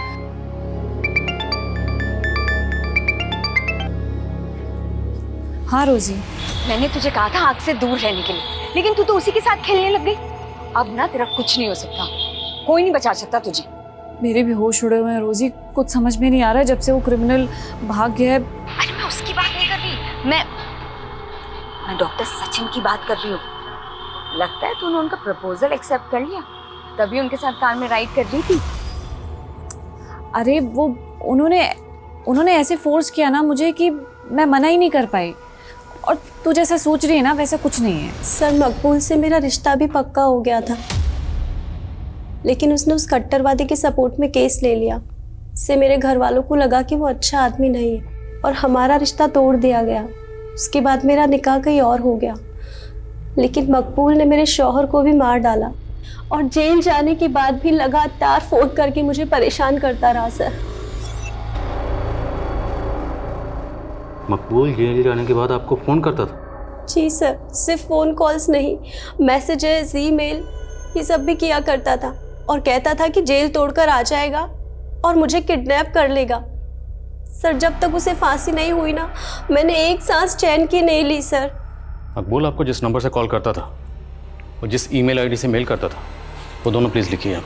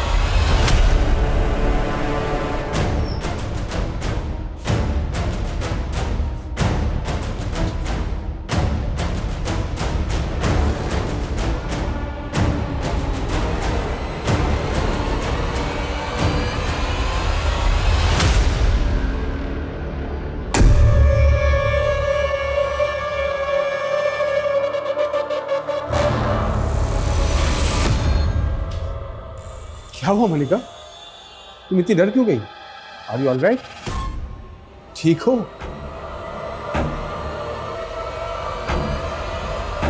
आदिल, मैंने तुम्हें गुलशन खन्ना को ढूंढने को कहा था और तुम मकबूल जैदी का बैकग्राउंड इन्वेस्टिगेट करने लगे, जिससे कि ऑलरेडी फांसी हो चुकी है। सर मेरी गट फीलिंग कहती है कि जेल में गुलशन 1 और गुलशन 2 के जो रिकॉर्ड मिक्सअप हुए वो मकबूल की रिश्वत पे हुए। हालांकि मकबूल अब इस दुनिया में नहीं है, इसलिए उसका किया सामने लाना थोड़ा मुश्किल है। पर सर स्ट्रांगली फील कि सच यही है, क्योंकि सर गुलशन जेल में मकबूल के टच में था और सर ये मकबूल जेल में रहते हुए भी फेक आईडी से लिया गया सिम इस्तेमाल करता था। उस सिम से ना सिर्फ वो अपनी गर्लफ्रेंड को कॉल करता था, बल्कि फेक आईडी से लिए गए और कई नंबर्स पे लगातार कॉल करता था। उस जेल में इतना कुछ हो रहा था? सर इतना ही नहीं, हमें तो यहाँ तक पता चला है कि मकबूल जेल में रह के ईमेल भी करता था। जिस ईमेल आईडी का वो इस्तेमाल कर रहा था, साइबर टीम की मदद से हमने उसकी डिटेल्स निकलवाई। सर, आपको जानकर ताज्जुब होगा कि मकबूल के मरने के बाद भी वो ईमेल आईडी अभी भी एक्टिव है। सर, इनमें से ज़्यादातर ईमेल्स में तो ऊट पटांग शेरोशायरी लिखी गई, लेकिन ये जो आखिरी 2 ईमेल्स हैं, ये गौर करने लायक है। मैच पोस्टपोन नहीं होगा, प्लेयर्स को बोलो अच्छी तरह प्रैक्टिस करें। सर, आई थिंक ये कोई कोड लैंग्वेज है जिसके जरिए कोई इंस्ट्रक्शन पास ऑन की गई है। जिस आईडी से ये मेल आया वो ट्रेस हुआ? नहीं सर, अभी तक नहीं, लेकिन साइबर टीम कोशिश कर रही है। और सर, इस ईमेल के अगले दिन एक और ईमेल आया, ये वाला। अब इसमें ना तो कोई वर्ड्स है ना कोई सेंटेंस है, इसमें सिर्फ डिजिट्स है, 22 डिजिट, टोटल 22 डिजिट्स। सर, हो ना हो, ये कोई कोड है और हमें इस कोड को जल्द से जल्द डिकोड करना होगा ताकि हम किसी भी बड़े हादसे को होने से रोक सकें। हेलो, आजकल बहुत चिपक रही है डॉक्टर सचिन से। तुम एक मामूली सी नर्स होकर डॉक्टर से शादी करने का सोच रही है। क्या बकवास कर रहे हो तुम? हो कौन तुम? मैं जो भी हूँ, जल्दी जान जाएगी। अब दूर रहे डॉक्टर सचिन से, वरना बहुत पछताएगी। उसने तुम्हें मुझसे दूर रहने की धमकी दी? था कौन वो? उसने कुछ नहीं बताया सर, लेकिन जरूर उसे कोई गलतफहमी हो रही है, क्योंकि हमारे बीच तो ऐसा कुछ है ही नहीं। मैं नहीं जानता तुम मुझे लेकर क्या सोचती हो, लेकिन देखो, सच तो ये है कि मैं तुम्हें पसंद करने लगा हूँ। ये क्या कह रहे हैं सर आप? पहले तुम्हारी सिस्टर तुम्हारी शादी किसी और से करवाना चाहती है, लेकिन मेरा दिल ये कह रहा है कि तुम भी मुझे पसंद करने लगी हो। सर मैं I know Manika, it's too early. इतनी जल्दी तुम्हारे लिए हाँ बोलना इतना आसान नहीं है, लेकिन take your time, I will wait. Department के कई एक्सपर्ट्स से मैंने इस 22 डिजिट के कोड को डिकोड करवाने की कोशिश की, लेकिन कोई प्रोग्रेस नहीं है। लेकिन सर, इन कोड्स को डिकोड करना निहायत ज़रूरी है। सर, इससे पहले कोई बड़ा हादसा हो, हमें बिना वक्त गवाए इन्हें डिकोड करना चाहिए। मैंने भी यही कंसर्न शो किया था, लेकिन उनका कहना है कि ये केस सेंट्रल इन्वेस्टिगेटिव एजेंसी को सौंप दिया जाए, जो कि इस तरह के केसेस की एक्सपर्ट है। बट सर, आपने मुझे 15 दिन दिए थे, अभी तो सिर्फ 10 दिन हुए हैं सर। वैसे भी डिसाइड हो चुका है, we are no more in this case. Sir,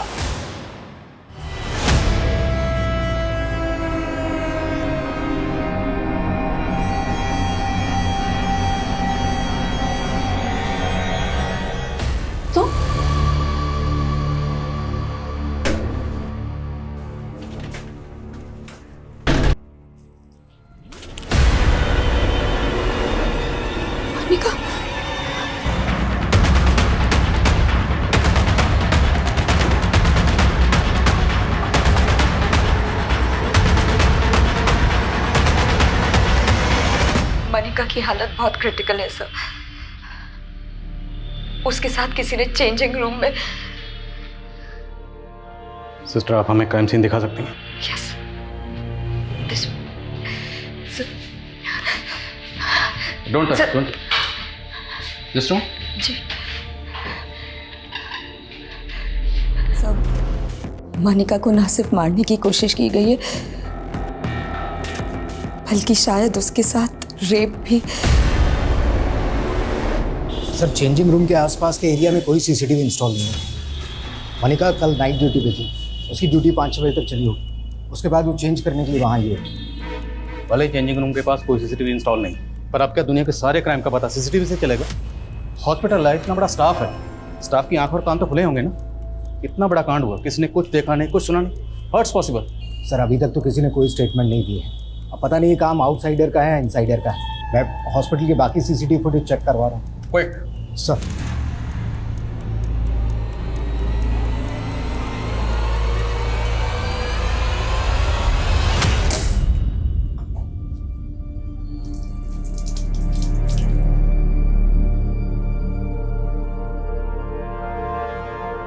Manika की हालत अब कैसी? मनिका के गले में चेन इतना टाइट बांधी गई थी कि उसके ब्रेन में ब्लड सप्लाई रुक गई और मनिका कोमा में चली गई। क्या मनिका का रेप भी किया गया था? नहीं सर। अच्छा, हमें ये भी पता चला है कि मनिका कल रात नाइट ड्यूटी पर आप ही के साथ थी। जी सर। मुझे तो लगा था कि नाइट ड्यूटी के बाद वो चली गई होगी, लेकिन वो सर हो ना हो ये जरूर सुरेश ने किया है सर। कौन सुरेश? सर वो यहाँ वार्ड बॉय था। मनिका ने पहले मुझे उसके खिलाफ कंप्लेंट भी की थी। कुछ दिन पहले सर चेंजिंग रूम में मलिका को चेंज करते हुए देख रहा था। ये क्या बोल रही है मनिका? हाँ, मैं ऐसा करूंगा? भरोसा तो मुझे भी नहीं हुआ था कि तुम इस हद तक गिर सकते। अरे गिर तो तू रही है जो इतना घटिया रहा है। मैं सुरेश के खिलाफ पुलिस एक्शन लेना चाहता था, लेकिन मनिका नहीं चाहती थी कि बात फैले, इसीलिए मैंने सुरेश को सस्पेंड करवा दिया। लेकिन आई एम श्योर सर उसी ने मनिका से बदला लिया है।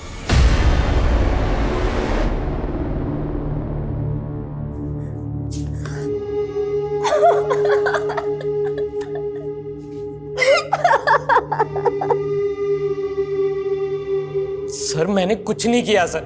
सर मनिका को पहले भी गलतफहमी हुई थी सर, उसने मेरे ऊपर झूठे आरोप लगाए थे। तो इसी बात की खुंदक निकाली, तब जो नहीं कर पाया वो अब कर दिया। सच कह रहा हूं सर, मैंने कुछ नहीं किया। संदीप सर सर सुनो सर। अगर मनिका का उस वार्ड बॉय से कुछ भी इशू था तो उसने इस बारे में आपसे तो जिक्र किया होगा। नहीं सर, उसने कुछ नहीं बताया, लेकिन वो काफी दिनों से कुछ डरी डरी सी रहती थी। किस वजह से डरी हुई थी? सर इस बारे में उसने कुछ नहीं बताया, पर वो नाइट ड्यूटी में बिल्कुल कंफर्टेबल नहीं थी। अच्छा, मनिका के कानों में जो ईयरिंग्स थे, आप लोग कुछ बता सकते हैं? मनिका किस तरह के ईयरिंग्स पहनती थी? सर मनिका तो सोने की रिंग्स पहनती थी और हाथों में सर सोने की चूड़ियां पहनती थी। ये देखिए सर। सर कौन? हमने वार्ड बॉय सुरेश के घर को अच्छी तरीके से चेक किया, लेकिन ना जिस पीसीओ से मनिका को कॉल किया गया था, इस पीसीओ का नंबर है और ये पीसीओ संत नगर में आपके घर से महज 300 मीटर की दूरी पर है।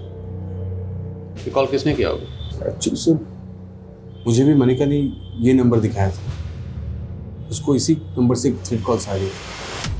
Threat calls? Yes sir. Actually sir मेरा और मनिका का अफेयर था और कोई मनिका को धमकी दे रहा था कि वो मुझसे दूर रहे। ये बात आपने मुझे पहले नहीं बताई? हाँ सर, मैं बताने वाला था, लेकिन उस वक्त मुझे ज़्यादा डाउट सुरेश पे था। Thank you.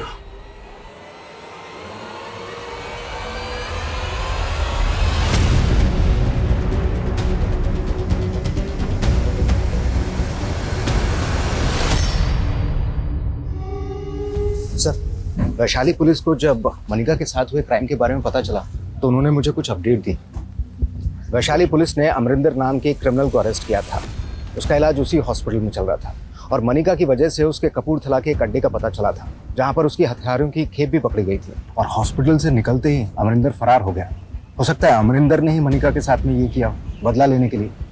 अमरिंदर गैंग की डिटेल निकलो और पता करो जिस दिन ये क्राइम हुआ उस दिन हॉस्पिटल में या हॉस्पिटल के आसपास के एरिया में उसके गैंग का कोई आदमी दिखा था क्या? सर। जी sir. Sir all update. Jain sir.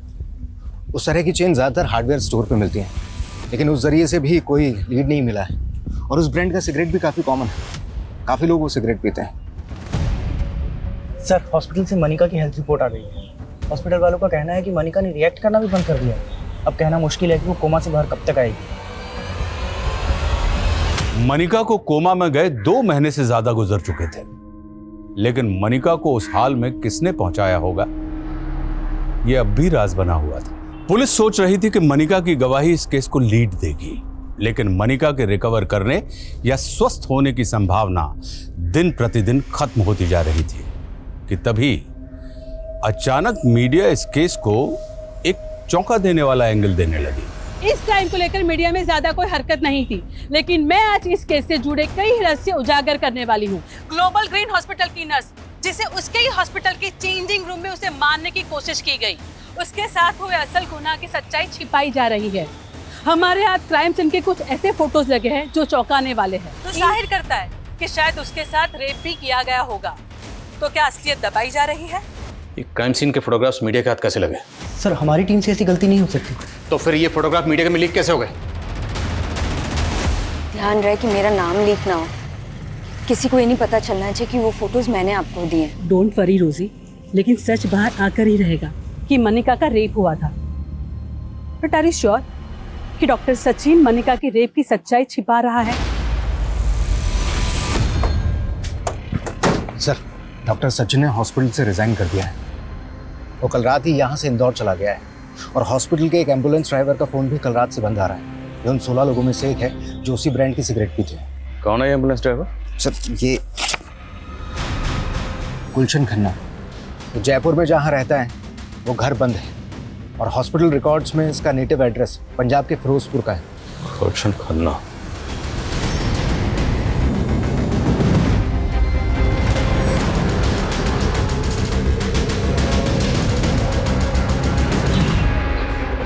गुलशन अगर फिरोजपुर नहीं पहुंचा तो गया कहाँ? पता नहीं सर, लेकिन डॉक्टर सचिन गायब नहीं है। लेकिन डॉक्टर सचिन के रिजाइन करते ही गुलशन खन्ना गायब हुआ है। हो सकता है इसमें इन दोनों की मिली भगत हो। इस डॉक्टर सचिन पर नजर रखो और गुलशन खन्ना इसके लिए लुकआउट नोटिस जारी करो। Okay sir. गुलशन खन्ना 10 साल पहले मनिका का गुनहगार था, जिसे पुलिस ने 10 साल पहले खबरियों की टिप पर चंडीगढ़ से गिरफ्तार कर लिया था। लेकिन क्या 10 साल बाद वो वाकई जुल्फिकार आलम बन चुका था, या फिर ये कोई ऐसा चक्रव्यूह था जिसमें पुलिस उलझ कर रह गई थी? ऐसा लग रहा है एक सदी गुजर गई यहाँ पड़े पड़े। मैंने जिस नज़र से इस दुनिया को देखा था वो दुनिया तो अब बहुत बदल गई होगी। लेकिन क्या उस बदली हुई दुनिया में अब कोई ऐसा होगा जो मेरे बारे में सोचता होगा? देखो अरुंधति, मनिका भले ही पिछले 10 सालों से कोमा हो, लेकिन हमारा संविधान किसी को भी इच्छा मृत्यु की इजाजत नहीं देता। ये आर्टिकल 21 का वोल्यूशन होगा जो हर नागरिक को जीने का अधिकार देता है। और अब तुम ये कह रही हो मनिका के घर वाले? सर, उसके घर वालों को उसकी कुछ नहीं पड़ी है। अरे सालों से हॉस्पिटल में है मनिका, उसको देखने तक नहीं आए। लेकिन मैं सर, तुम्हें कैसे पता कि मनिका इच्छा मृत्यु चाहती है? उसके अधिकारों के लिए लड़ रही हो, लेकिन तुम उसकी जिंदगी की मालिक नहीं हो जाती। तुम्हारी पिटीशन रिजेक्ट की जाती है। Sir please, you can go. Sir. Commissioner Sharma. Sir, officially ये केस हमारे हाथ से जा चुका है, लेकिन फिर भी आप इस केस पर काम कर रहे हैं? हाँ शर्मा, क्योंकि मैं खुद को चैलेंज करना चाहता हूँ। अगर गुलशन खन्ना की कोई भी लीड इन डिजिट्स और अल्फ़ाबेट में कहीं छुपी है ना, तो मैं उसे डिकोड करके रहूँगा। उसके लिए चाहे मुझे दिन रात को नहीं करनी पड़े। मैंने कुछ एक्सपर्ट से बात की है, उनका कहना है कि इन डिजिट्स और अल्फ़ाबेट्स का आपस में कॉम्बिनेशन होता है, और इन डिजिट्स के अल्फ़ाबेट्स को अगर जोड़ें तो एक वर्ड फॉर्म होता है जिसमें कोई ना कोई मैसेज छुपा होता है। जैसे न्यूमरोलॉजी में हर अल्फ़ाबेट का एक अक्षर होता है। एग्जैक्टली सेम उसी तरह से यहाँ पर A to I और J to R को 1 से 9 के डिजिट्स दिए गए हैं, और S to Z को 9 से 1। हालांकि टेररिस्ट ग्रुप इन नंबर और डिजिट्स को अपने हिसाब से घुमाते रहते हैं, but still I have to find out कि ये 22 डिजिट्स जो हैं, अब इनके अल्फ़ाबेट्स को जोड़ने के बाद कौन सा वर्ड फॉर्म होता है। सर, अगर हम अनऑफिशियली इस केस पर काम कर ही रहे हैं तो हमें उस क्रिमिनल अमरिंदर पर भी रीलुक करना चाहिए, क्योंकि हमें लगता था कि अमरिंदर का गुलशन से कनेक्शन होगा। हाँ, पर शर्मा, अमरिंदर तो काफ़ी लंबे अरसे से अंडरग्राउंड है ना। सर, अगर मान लें कि अमरिंदर का गुलशन से कनेक्शन हो तो मकबूल भी अमरिंदर से कनेक्टेड हो। मुमकिन है। Investigate it. Arundhati madam, court कुछ भी कहे, लेकिन मनिका रोज मेरे सपने में आती है और यही कहती है कि उसे इस नर्क से मुक्ति चाहिए। मुक्ति तो हम नहीं दे सकते, लेकिन क्या तुम्हें लगता है कि मनिका की इस हालत के जिम्मेदार सिर्फ गुलशन नहीं, डॉक्टर सचिन भी है? उसने ही जानबूझकर मनिका की रेप केस की बात छिपाई थी। अब इन बातों का क्या फायदा मैडम? पुलिस ने अरेस्ट तो सिर्फ गुलशन को ही किया था ना।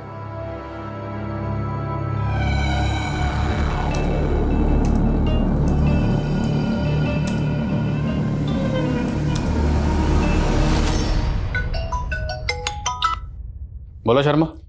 सर, मैं अमरिंदर की इंफॉर्मेशन कलेक्ट करने के लिए उसके होम टाउन गंगानगर आया हुआ था। सर, मुझे गंगानगर पुलिस स्टेशन से 3 साल पहले हुए 2 बहनों के रेप केस के बारे में पता चला है, जिनकी लाशें पेड़ पे लटकी हुई मिली थी। और इसका हमारे केस से कोई ताल्लुक? सर, कनेक्शन है। इस रेप केस के एक विटनेस ने उन दोनों बहनों के साथ एक अज्ञात आदमी को देखा था। उसका स्केच भी बना था, और वो स्केच गुलशन खन्ना के चेहरे से मैच करता है। जब गुलशन खन्ना जेल से फरार हुआ था। मतलब जेल से फरार होने के बाद गुलशन खन्ना ने गंगानगर में 2 लड़कियों का रेप और कत्ल किया। जी सर। और सर मनिका के केस में भी यही सवाल उठते थे कि मनिका का भी रेप हुआ था। पर उस वक्त डॉक्टर सचिन ने साफ साफ कहा था कि मनिका का रेप नहीं हुआ है। मेरे साथ हुए गुनाहों के राज रोज मेरे अंदर मर रहे हैं और कोई नहीं जानता मैं क्या चाहती हूँ, जिंदगी या मौत।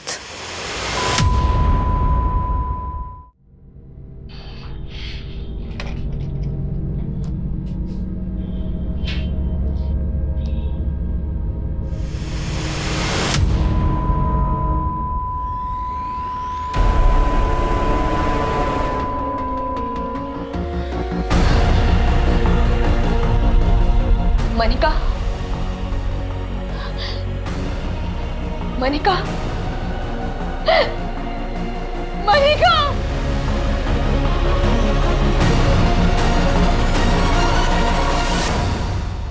मनिका के लिए की जा रही इच्छा मृत्यु की फरियाद अदालत लगातार अस्वीकार करती जा रही थी, लेकिन 10 साल से मनिका के अंतर मन में चलती आ रही उसके दर्द की पुकार कुदरत ने ऐसे सुनी कि उसे एक खामोश मौत का फैसला सुना दिया। लेकिन मनिका मरने के बाद भी मीडिया के लिए जिंदा हो गई।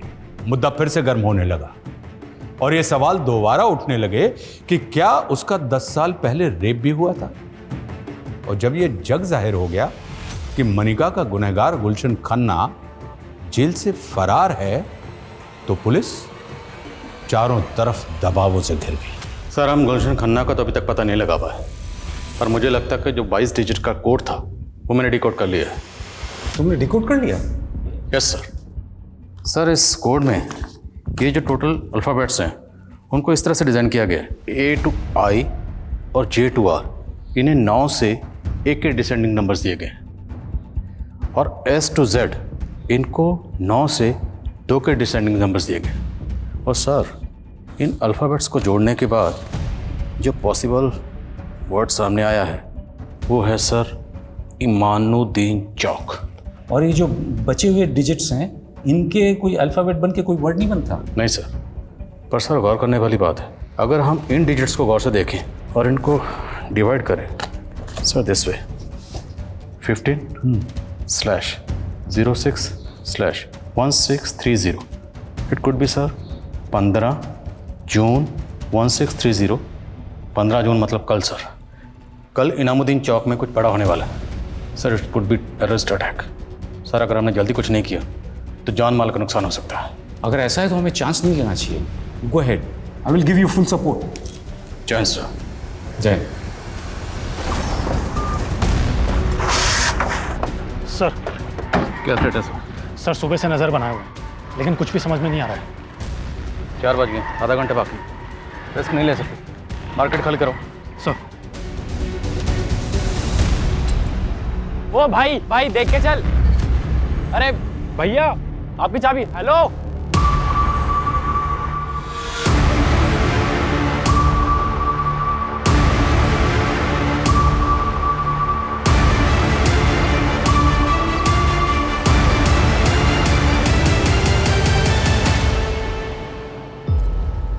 ये तो स्कूटर या बाइक की चाबी है। इस तरह से अपनी चाबी छोड़कर क्यों भागा है?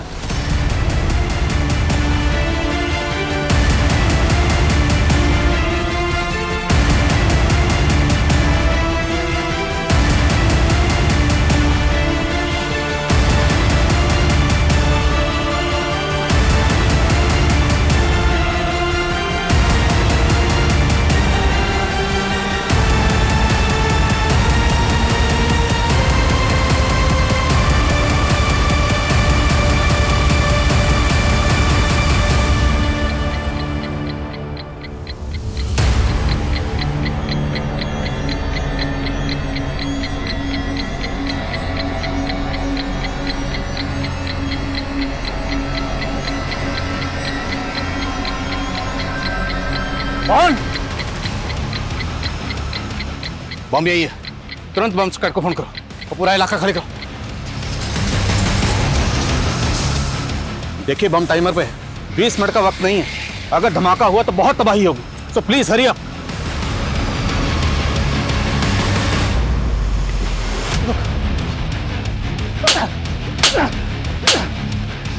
बाकी ग्रुप के लोग कहाँ इधर हैं? हाँ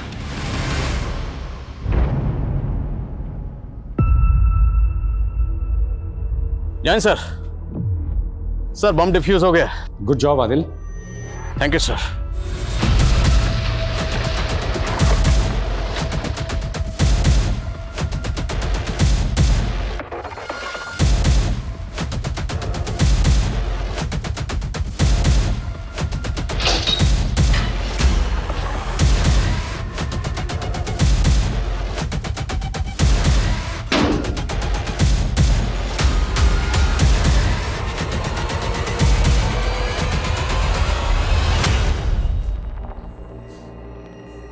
शुरू। जेल में मेरी मकबूल भाई से दोस्ती हुई थी। उन्हीं के जान पहचान वालों के जरिए उन्होंने मुझे जेल से बाहर निकलवाया था। उनकी बहुत चलती थी जेल में। उन्हीं का प्लान था कि दूसरे गुलशन की बेल करवा कर उसकी जगह मैं जेल से बाहर निकल जाऊं। मकबूल जैदी को फांसी की सजा हुई थी, इसलिए उसको जमानत मिलना मुश्किल थी। इसीलिए उसने इस मिशन पर अपनी जगह तुझे भेजा। हाँ साहब, मैं जेल से सजा काट कर बाहर निकलता भी तो मुझे कोई नहीं पूछता, और यहाँ मुझे एक नई पहचान, एक नई जिंदगी मिल रही थी। किसी मासूम की जिंदगी उजाड़ कर तो खुद के लिए नई जिंदगी ढूंढ रहा था। बोल, जेल से छूटने के बाद तो सीधा अमरिंदर के गांव गया था, क्यों? वो भी तेरे ग्रुप में शामिल था? नहीं, वो जब हॉस्पिटल में मनिका ने अमरिंदर की पोल खोल दी थी, तब उस समय मेरी ड्यूटी वहीं थी। अमरिंदर के कहने पर ही मैंने उसका मैसेज पास किया था। अमरिंदर को आज ग्लोबल ग्रीन हॉस्पिटल से कोर्ट ले जाया जा रहा है। तब वो वहाँ से भाग गया था, लेकिन उस पर मेरे पैसे बकाया थे। उसने मुझसे वादा किया था कि उसकी इन्फॉर्मेशन पास कर दूंगा तो वो मुझे पैसा देगा। जेल से छूटकर मैं वही लेने गया था, और वहाँ 2 लड़कियाँ दिखी, तो मकबूल भाई के दोस्तों के साथ मिलकर उनके साथ मज़ा किया और पेट पे टांग दिया। और 10 साल पहले तूने मनिका का रेप भी किया होगा। जबान की बहुत तेज थी साहब, अपने आगे मर्दों को कुछ समझती नहीं थी। इसी अकड़ में वो अमरिंदर से बिगड़ गई। मैं भी देखना चाहता था कि कितनी गर्मी है उसमें। कपड़े बदलते हुए देखता था साल में उसे, बहुत अच्छी लगती थी मुझे। उसको प्रपोज भी करना चाहता था, पर उसने मुझे कभी भाव ही नहीं दिया। उस डॉक्टर सचिन को भाव देने लगी, तो मैंने उसको धमकी दी। मनिका को धमकाने के लिए तो उन्हें डॉक्टर सचिन के घर के पास वाला पीसीओ इस्तेमाल किया। क्यों? डॉक्टर सचिन अमरिंदर का इलाज कर रहा था। पहले भी अमरिंदर का मैसेज पास किया था उस पीसीओ से मैंने, ताकि अगर बात खुले तो सारा शक डॉक्टर सचिन पे जाए। और फिर बाद में मनिका को भी उसी पीसीओ से फ़ोन करके धमकी दी, लेकिन वो नहीं मानी। तो उस दिन तो और डॉक्टर सचिन ने कहा कि उसका रेप नहीं हुआ। तो मैं खुद हैरान था कि उसने ऐसा क्यों कहा। सर, मैं शादी करना चाहता था मनिका से, इसलिए मैं ये नहीं चाहता था कि उसकी बदनामी हो। लेकिन मुझे ये नहीं मालूम था कि इतने सालों के बाद उसका ये आश्रय होगा। जब भी किसी गुनाह को छिपाया जाता है तो उसका परिणाम हमारे समाज के लिए बहुत घातक होता है। डॉक्टर सचिन ने मनिका के रेप का राज जिस भी मकसद से छुपाया, लेकिन पुलिस ने भी तब मनिका के सेकंड मेडिकल टेस्ट के बारे में नहीं सोचा, जो कहीं ना कहीं इस गुनाह की दस्तक को नजरअंदाज करने जैसा था। अगर ऐसा ना होता तो गुलशन पे कई गंभीर धाराएं लगती और उस दशा में शायद वो ऐसे भागने में सफल नहीं होता। लेकिन ये चूक इतनी भारी पड़ी कि उसके द्वारा ना सिर्फ 2 और मासूमों का रेप और मर्डर किया गया, बल्कि वो राष्ट्रीय सुरक्षा के लिए खतरा बन गया। ऐसे आपराधिक तत्वों से हमें हमेशा चौकन्ना रहना चाहिए, क्योंकि किसी के चेहरे से उसकी मंशा का आभास कर पाना आसान नहीं होता। गुनाहों के सबब ही उससे सबक लेने की मिसाल बनते हैं, और किसी एक की आपबीती हमेशा दूसरे को सतर्क करती है। हमें विचार करना चाहिए कि एक स्वस्थ समाज को विकसित करने के लिए हम अपनी तरफ से क्या पहल कर रहे हैं। अब मैं आशुतोष राणा आपसे लेता हूं विदा। कल फिर मिलेंगे एक ऐसी ही कहानी के साथ जो आपको रखेगी सतर्क और जिंदगी को सुरक्षित। तब तक अपना और अपने परिवार का ख्याल रखिए और देखते रहिए क्राइम पेट्रोल सतर्क। जय हिंद। क्राइम पेट्रोल के और भी दिलचस्प कहानी देखने के लिए हमारे चैनल को सब्सक्राइब करें और बेल आइकॉन दबाना न भूलें।